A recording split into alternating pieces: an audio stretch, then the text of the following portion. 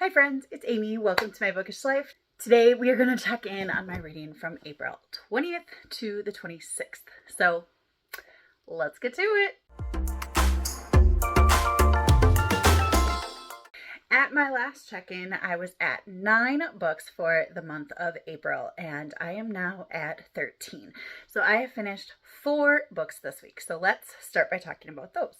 The first book that I finished was Unsinkable by Jenny L. Walsh. This book, it was just really good. I really liked it. I loved how the 2 timelines came together, and it was delightful. As I said, we have 2 timelines. The first timeline is Violet Jessup. It starts when she's on the Titanic. Violet Jessup was a real person in history who was in 3 sunken ship accidents.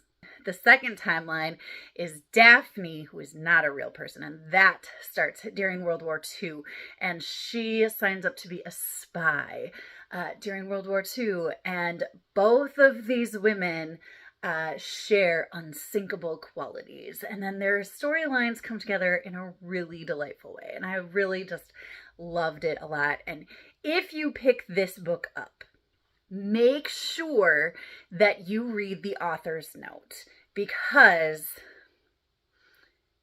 I love how she explains the choices that she makes in this. Something really cool, I finished this the day before Jenny L. Walsh came over Zoom to visit with my students about her book, Operation Happy, and I also got to chat a tiny bit with her about this. I just told her I really enjoyed it. But it was really good. I absolutely recommend it. I read this with Destiny, and we are going to be chatting about it, and there should be a video coming with our discussion. So stay tuned for that one. The next book that I finished was The Fire, the Water, and Maudie McGinn by Sally J. Pla. It's an open syllable, so it should be A. So play. It should be play. I don't know. I'm sorry. Maudie is our main character here. She is on the autism spectrum. She spends her summers in California with her father and her winters or school year in Texas with her mother and stepfather. Probably 2 of the worst people in the entire world. Have no idea how to handle, how to talk to, and how to treat a young girl, much less a girl with special needs. And her father is just a beautiful soul. Maddie and her dad are evacuated from their cabin in the woods because of wildfires, and they end up at this campground, borrowing this camper that isn't the greatest place in the world, but they can make do. And they have this whole found family of people that her dad grew up with, and she discovers surfing, and it's a really fun book with really intense moments and some really intense topics. And I just loved it. It was amazingly well written. It had representation that seemed authentic to what I know, as far as I know, and I just loved it. Loved it a lot. It was so good. I didn't know that I could hate characters as much as I hate her mom and stepfather. But I can, because I do. The next book that I finished was Museum of Murder by Leslie Langtree. This is the 30th book in the Mary Rath Cozy Mystery series. I received it as an e-arc from Gemma Halliday Publishing, and it just came out this week. And these characters feel like friends to me. I just love visiting them. It's just ridiculousness, and I love it so much. I cannot get enough of it.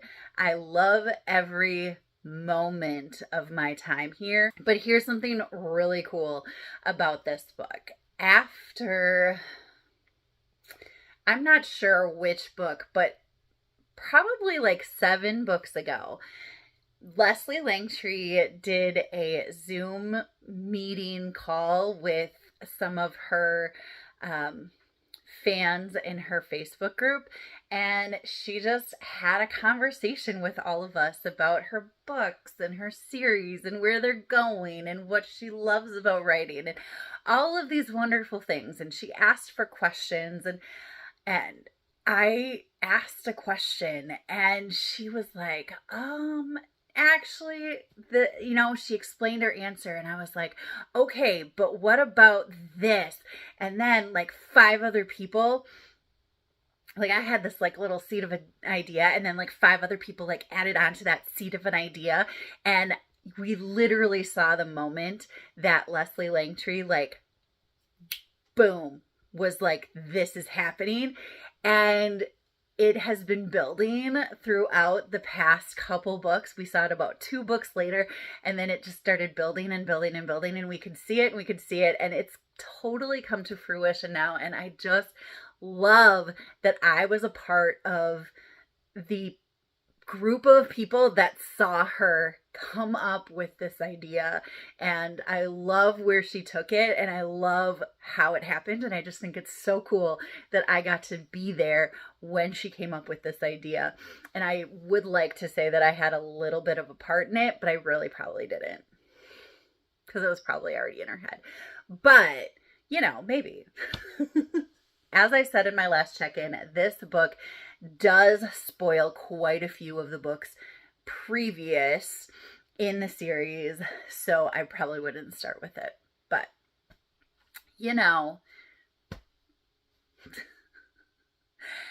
let the ridiculousness continue is all I'm going to say. Then the final book that I finished this week is The Last Quin Qua by Donna Barbara Quin. And I read this book because my students and I have been focusing on science fiction and dystopian, and I need to get more science fiction reading under my belt. And this was the Newbery winner in 2022, I believe, and it's a science fiction. It takes place in the year 2061 to start with, and Petra is going on a ship with her family, and they are going to be traveling 300 years to get to a new planet because Earth is about to be destroyed by an asteroid. It explores like, what would we have to do in order to like travel 300 years? Humans don't live that long. How are we going to make it so that they survive this journey? And it is fabulously woven, and I love how it explores why stories and telling stories is completely necessary to our understanding of the world and how our society continues to grow in healthy ways. And I just loved it so much. I was so into it. Absolutely could not take my eyes off the Kindle. I just loved it. It is available on KU, and if you have not read this, it is wonderful. Middle grade, Newbery Medal winner, science fiction. Yum.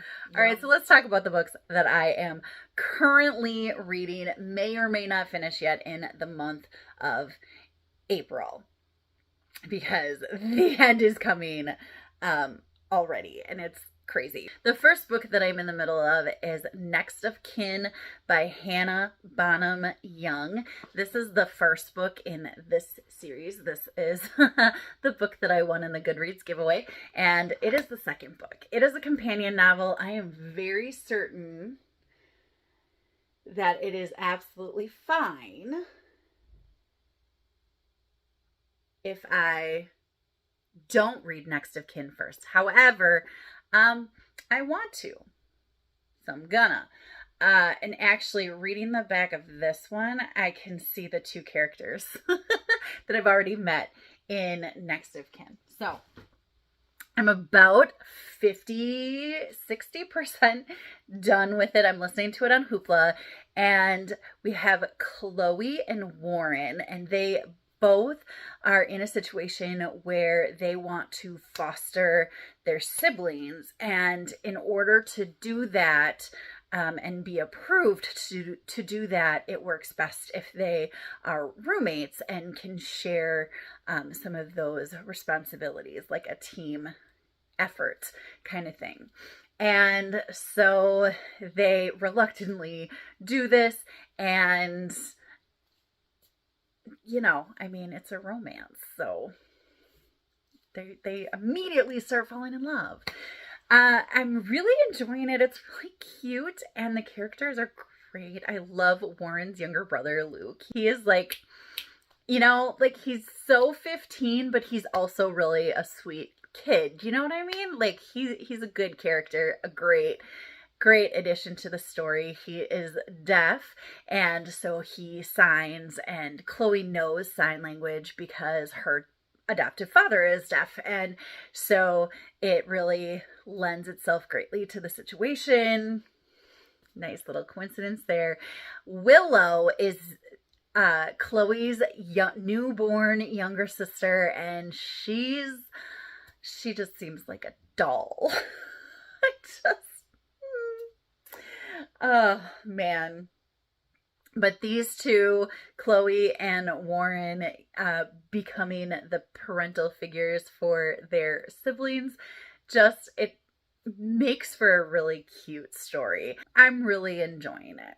And then the other book that I have started, I really just started, I'm about 30 pages in, is Matt Sprouts and the Curse of the 10 Broken Toes by Matt Eicheldinger. Matt Eicheldinger is a teacher, and I follow him on Instagram because he tells these wonderful stories. And so like he comes onto a story and he's like, today I'm going to tell you a story about this. And then he tells the story, and I'm just like, oh, what a wonderful story. And then like, they're always so wholesome and heartwarming. And last year, he announced that he was coming out with a book. And I was just like, if he can write a story half as well as he can tell a story, I feel like this is going to be a book I'm going to want in my classroom. And then I find out that the main character is Matt, who is loosely based on the author, and he just kind of finds ways to get himself in trouble all the time, and I just love that. I'm really enjoying it so far. In fact, Matt, in the first couple chapters, Matt accidentally hurt somebody because he's practicing his ninja moves, and he has to write an apology for hurting them. And he writes, "Dear blank, I'm sorry I knocked you down with my awesome moves." And I started laughing out loud, and it's cute, and I'm just really liking it, and it's so fun, and I just really think that this is a story that some of my students are gonna like. That is the one that I'm in the middle of. So that's all I have for you for today. What do you think of all these books? Let me know down in the comments. I would love to hear from you. Commenting, liking, and subscribing really help my channel grow, and I so appreciate you for doing that. I hope you're finding something wonderful to read, and until next time, happy reading. Bye.